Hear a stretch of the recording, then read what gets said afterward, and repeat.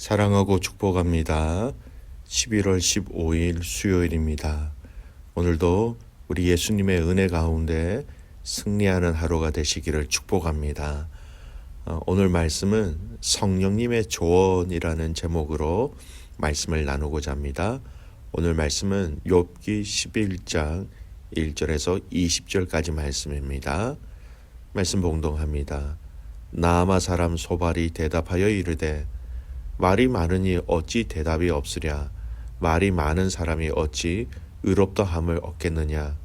네 자랑하는 말이 어떻게 사람으로 잠잠하게 하겠으며 네가 비웃으면 어찌 너를 부끄럽게 할 사람이 없겠느냐. 네 말에 의하면 내 돈은 정결하고 나는 주께서 보시기에 깨끗하다 하는구나. 하나님은 말씀을 내시며 너를 향하여 입을 여시고 지혜의 오묘함으로 내게 보이시기를 원하노니 이는 그의 지식이 광대하심이라.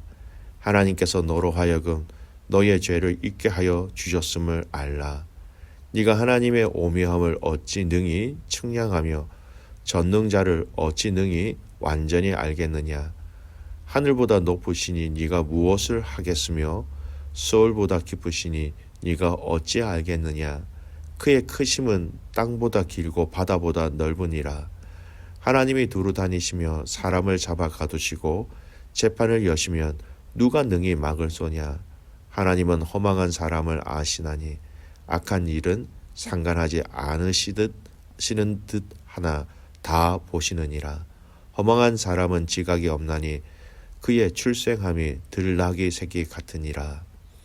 만일 네가 마음을 바로 정하고 주를 향하여 손을 들 때에 네 손이 죄악이 있거든 멀리 버리라. 불의가 네 장막에 있지 못하게 하라.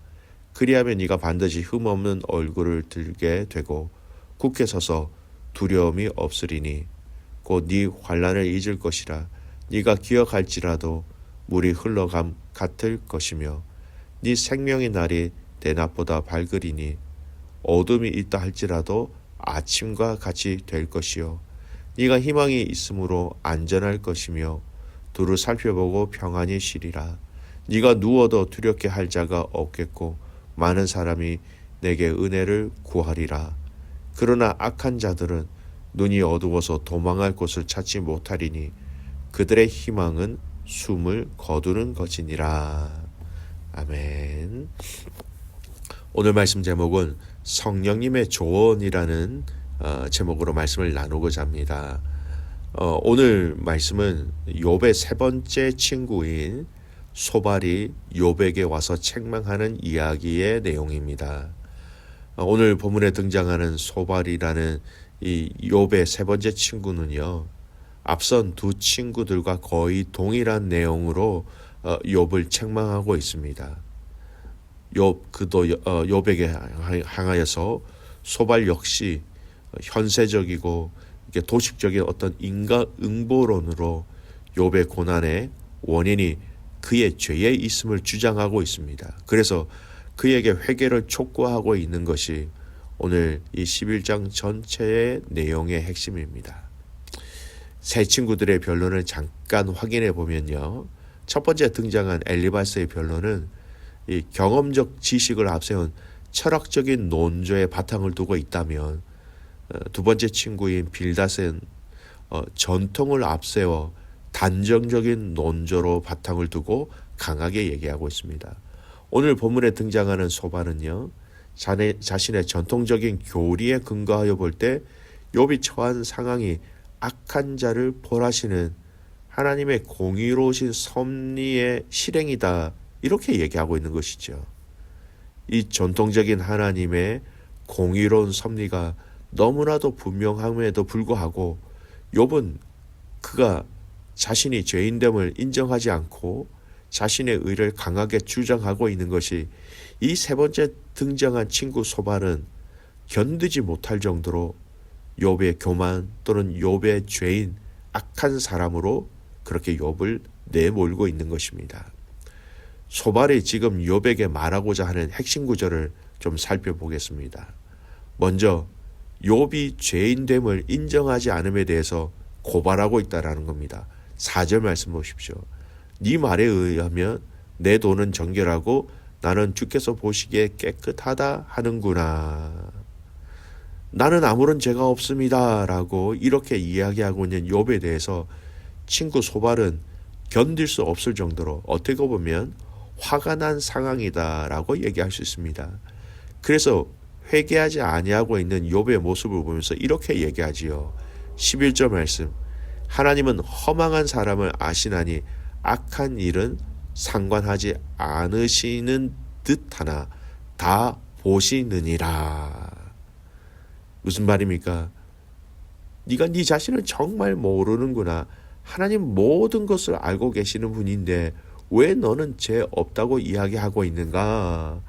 하나님 모든 것을 알고 계시는 하나님이시라는 어떤 이 전통주의적인 그런 이런 신앙의 견해로 욥을 훈계 또는 권면, 책망하고 있다라는 겁니다. 그리고 마지막으로 욥의 친구 소발이 하고 싶은 말이 이것입니다. 13절 말씀 같이 읽겠습니다. 만일 네가 마음을 바로 정하고 주를 향하여 손을 들 때에, 주를 향하여 손을 든다라는 표현은요, 바로 하나님께 죄인이 용서해달라고 손을 들고 기도하는 모습을 비유적으로 얘기하고 있는 것입니다. 즉 이 말은 13절 이 말씀은 회개하면이라는 겁니다. 회개하면. 그리고 15절 이하의 말씀 보면 회개하고 난 이후에 이런 은혜가 있다는 것을 계속 강조합니다. 두려움이 없을 것이다. 환난을 잊을 것이다. 이 생명이 대낮보다 밝아질 것이다. 18절 말씀 보십시오. 읽겠습니다.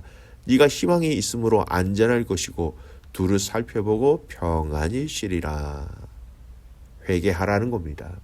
주를 향하여 손을 들고 회개하면 너 이후에, 회개 이후는 두려움도 없고 환난도 없고 너를 평안하게 하나님이 하실 것이다 라는 얘기지요. 여러분, 오늘 소발이 욥에게 한 이야기를 한번 자세히 더 살펴보았으면 좋겠습니다. 소발이 하나님께서 죄를 범한 자를 심판하시고 회개한 자를 축복하시는 분이라고 주장한 사실은 원칙론적으로 볼 때 여러분 틀린 주장이 아닙니다. 앞서 얘기했던 두 친구들의 이야기 또한 근본적으로 원칙적으로 보면 다 맞는 말이었다라는 겁니다.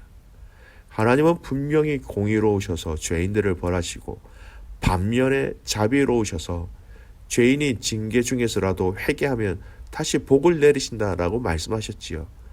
하지만 이러한 소발의 주장은 원칙적인 면에서는 옳지만 언제나 그러한 원칙이 적용되는 것이 아니라는 데 문제가 있다라는 겁니다.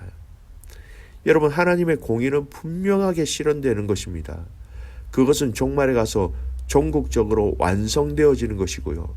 그것을 최종적으로 실행해 가시는 중에 현실 속에서는 때로는 하나님이 일시적으로 불의를 묵과하시기도 하시고 공의가 분명하게 드러나지 않은 채 하나님 당신의 의로운 섭리를 인간이 마치 생각하지 못한 방법으로 하나님은 이루어 가실 때도 있다라는 겁니다.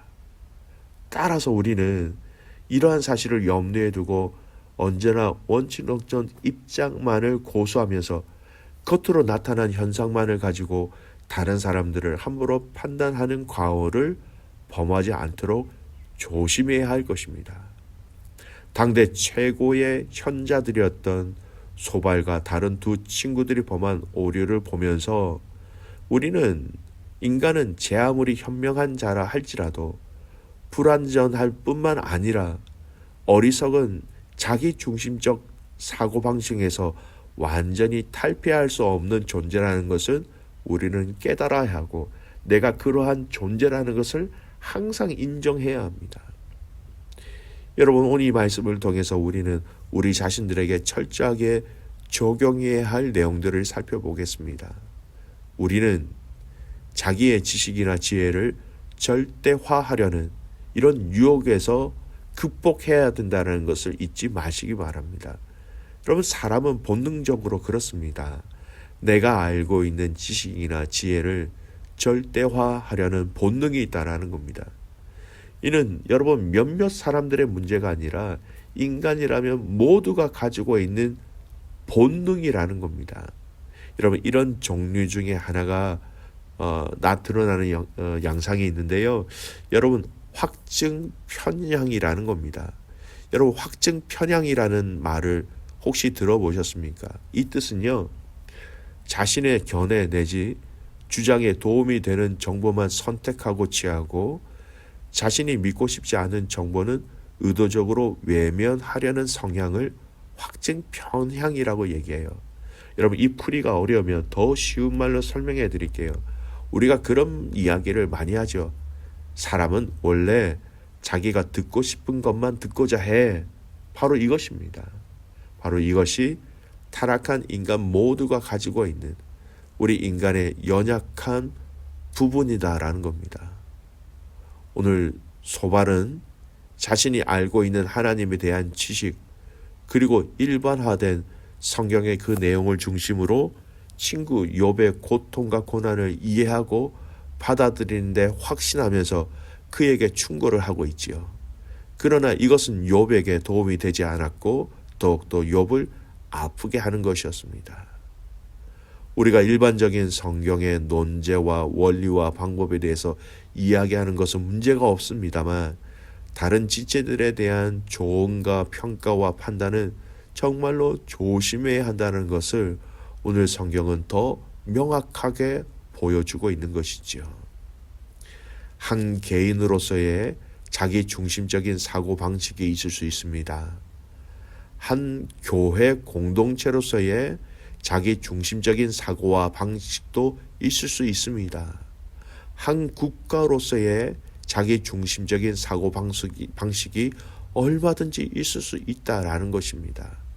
하지만 성경은 이러한 자기 중심적인 사고를 중단하게 하는 것은 개인의 의지와 노력이 아니라 성령님이 우리의 마음을 다스리시고 자정하시고 인도하실 때 가능하다라고 성경은 얘기하고 있습니다.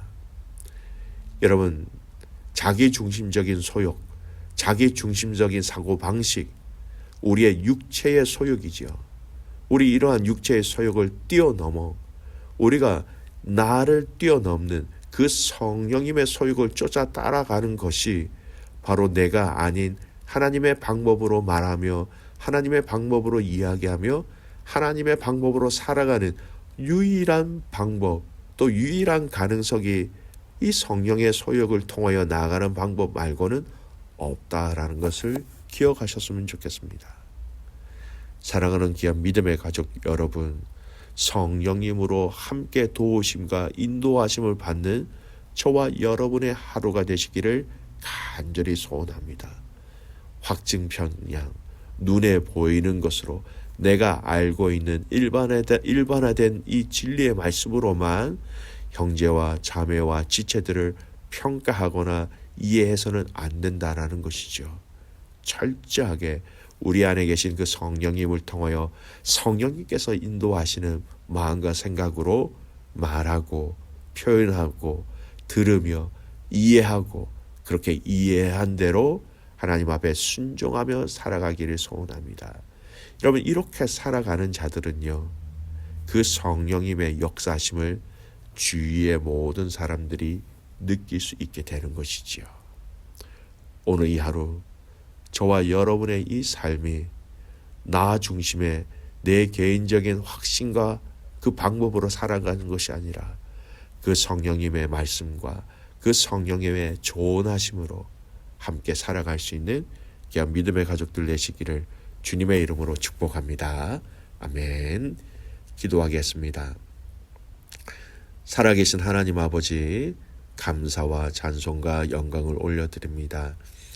오늘 욥의 친구 소발이 욥에게 책망하는 이 책망 속에서 하나님 참 소중한 하나님의 계획하심과 하나님의 마음과 하나님의 뜻을 알게 하여 주셔서 참 감사를 드립니다. 하나님, 오늘 우리의 개인적인 생각과 개인적인 지식과 개인적인 지혜를 이 절대화하려는 이 유혹 속에서 이길 수 있는 저희들 되게 하여 주시옵소서. 내가 아니라 하나님이 어떻게 생각하시는지, 말씀이 무엇라고 말씀하셨는지 성령님이 무엇을 원하시는지 그 성령님의 이끄심과 조언에 순종하며 살아가는 오늘 이 하루의 삶이 되게 하여 주시옵소서. 그 성령께서 우리를 이끄실 때에 감사와 찬송으로 순종하며 살아가는 복된 날이 되기를 간절히 소원하옵고 살아서 역사하시는 예수님의 이름으로 기도드리옵나이다. 아멘.